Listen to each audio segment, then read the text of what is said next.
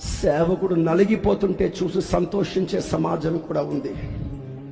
చూసావా పాస్టర్ గారి ముఖం ఎట్లా మాడిపోయిందో? చూసావా? నీకు నోరు బాగా ఉందని సేవకుని నువ్వు ఆడుకుంటున్నావా? నీవు చాలా జ్ఞానవంతుడవని సేవకులు తక్కువ అంచనా వేస్తున్నావా?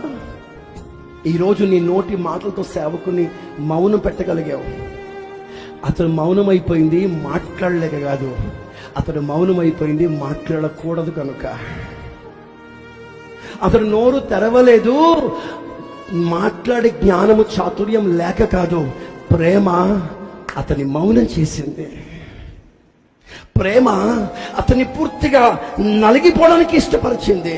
మీకు మాట చెప్పనా? ఇంత కాదండి, అవసరమైతే ప్రాణాలు పోగొట్టుకోవడానికి కూడా నలిగిపోవడానికి ఇష్టపడుతున్నాం. అది మా వంతు ధర్మం. కానీ ఒక సేవకుని గాయపరచడం మీ ధర్మము కాదు. కారణం తెలుసా? ఈ సేవకుడే లేకపోతే నువ్వు అంగీకరింపబడలేవు. ఈ సేవకుడు లేకపోతే నువ్వు పరిశుద్ధపరచబడలేవు. ఈ సేవకుడు లేకపోతే నా ప్రభుని అంగీకరించాడు.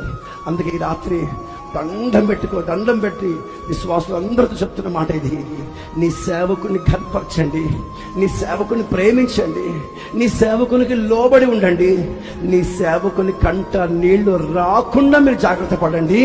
నిన్ను పరిశుద్ధపరిచిన దేవుడిని అంగీకరిస్తాడు.